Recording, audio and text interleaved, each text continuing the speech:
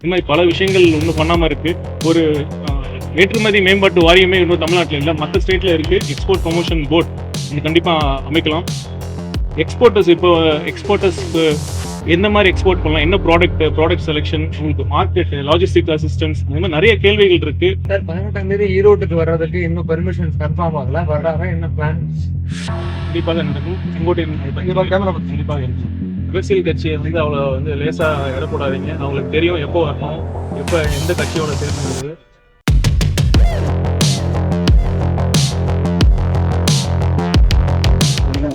உறுதுணையாக இருக்கும் அப்படின்றது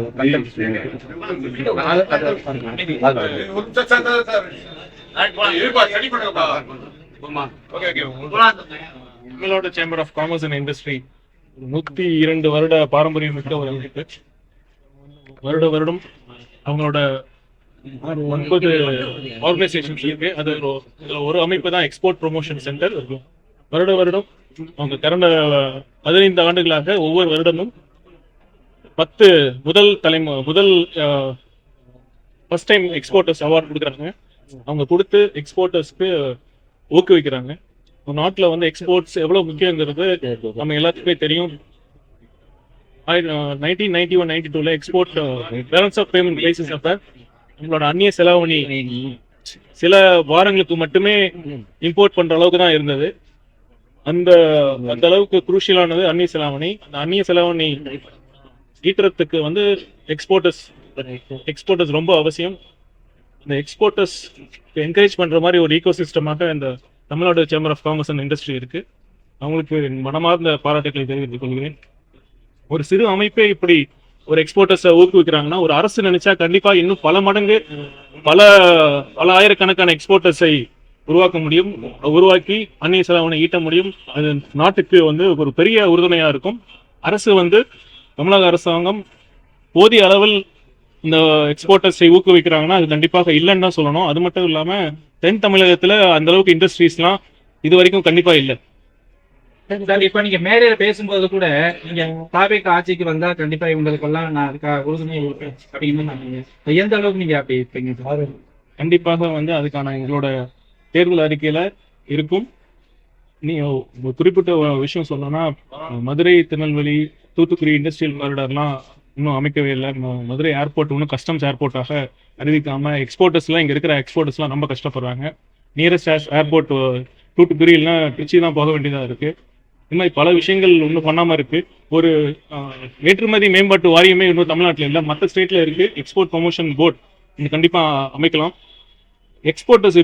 எக்ஸ்போர்ட்டர்ஸ்க்கு எந்த மாதிரி எக்ஸ்போர்ட் பண்ணலாம், என்ன ப்ராடக்ட் செலெக்ஷன், உங்களுக்கு மார்க்கெட், லாஜிஸ்டிக் அசிஸ்டன்ஸ், இந்த மாதிரி நிறைய கேள்விகள் இருக்கு. ஒரு தொழில் பண்றது ரொம்ப கஷ்டம். ஒரு 10 பேர் 15 பேரை எம்ப்ளாய் பண்ணி ஒரு தொழில் பண்ணி அதை ஏற்றுமதி பண்றது உண்மையிலுமே ஒரு இன்ட்ரெஸ்ட் இருந்தாலும் ஆர்வம் இருந்தாலும் அவங்களுக்கு போதிய சப்போர்ட், கைடன்ஸ் அண்ட் என்கரேஜ்மெண்ட் தேவை. அதுக்கெல்லாம் ப்ரொமோட் பண்ற மாதிரி ஒரு எக்ஸ்போர்ட் ப்ரொமோஷன் போர்ட், ஏற்றுமதி மேம்பாட்டு வாரியம் கண்டிப்பாக அமைக்க வேண்டும். இந்த மாதிரி பல விஷயங்கள் இருக்கு. அதை நாங்க கண்டிப்பாக அமைப்போம். சார், எந்த அரசாங்கம் வந்தாலும் தென் தமிழகம் புறக்கணிச்சுட்டு வரதா தொடர்ந்து ஒரு குற்றச்சாட்டு இருந்துகிட்டே இருக்கு. அது இப்போ உங்க தேர்தல் அறிக்கையில அது குறித்து இது பண்ணுவீங்களா? கண்டிப்பாக இருக்கும். தென் தமிழகம் குறிப்பாக தென் தமிழகம் பற்றி கேட்டுறீங்க. ஒட்டுமொத்த தமிழகத்துக்குமான சேர்ந்த ஒரு வளர்ச்சி திட்டத்துக்கான தேர்தல் அறிக்கையாக இருக்கும். சார் 18ஆம் தேதி ஈரோட்டுக்கு வர்றதுக்கு இன்னும் பெர்மிஷன்ஸ் கன்ஃபார்ம் ஆகல, வர்றாங்க, என்ன பிளான்? கண்டிப்பாக நடக்கும். கண்டிப்பாக இருக்கும். அதிமுக வேற யாரும் வர மாதிரி இருக்காங்களா சார்? ஏன்னா நிறைய வர்றாங்க. பொறுத்திருந்து பாருங்க. இந்த கேள்வி மைத்திலிங்கம் வரலாம் இல்ல, நீங்க பொறுத்திருந்து பாருங்க. சார், இப்போ எல்லா கட்சியுமே கூட்டணி அமைச்சிருக்கு. தாவேக கூட்டணி வர கட்சியில அமைப்பாங்க. இதுவரை எந்த கட்சியும் தாவேகாவோட கூட்டணிக்கு வர மாதிரி தெரியல. அரசியல் கட்சியை அவ்வளோ லேசா இடப்படாதீங்க. அவங்களுக்கு தெரியும் எப்போ வரணும், எப்போ எந்த கட்சியோட சேரணுங்கிறது. அதனால கண்டிப்பா அவங்க உரிய நேரத்துல விவகாரத்துல தாவேகோட ஸ்டாண்ட் என்ன? அது நேற்றைய எங்க இணை பொதுச் செயலாளர் சிடி நிர்மல்குமார் அவர் சொல்லிட்டார். செங்கோட்டை இப்பதான் வந்துருக்காரு, முக்கிய பொறுப்பு கொடுத்துருக்காங்க. கூட்டணி பேசுறதுக்கு எல்லாமே ஆரம்பத்துல 10 ஆண்டு காலமா விஜய் கூட இருக்கவங்களுக்கும் வந்து முக்கியத்துவம் கொடுக்கலான்ற மாதிரி பேச்சுவார்த்தைக்காக ஒரு குழு அமைக்க வேண்டும் என்று நடந்த மாவட்ட செயலாளர்கள் மற்றும் நிர்வாக குழு கூட்டத்தில் வந்து முடிவு எடுக்கப்பட்டது. ஒரு குழு அமைக்கப்படும். சார் பிஜேபியோட கண்டிப்பா நீங்க கூட்டணி அமைக்க போறதா சமூக ஊடகங்கள்லாம் வைரலா பரவி சொல்லுவாங்க. இது எப்படி சார்? பிஜேபி கூட கூட்டணி? ஆமா. யாரு அப்படி சொல்றாங்க? சம்பள வைரலா வந்து எங்க நிலைப்பாடுல வந்து நாங்க ரொம்ப தெளிவா இருக்கோம். கொள்கை எதிரியோட இந்த காலத்திலும் கூட்டணியோ மறைமுகமான ஒரு அண்டர்ஸ்டாண்டிங்கோ எதுவுமே இருக்காது. Thank you sir.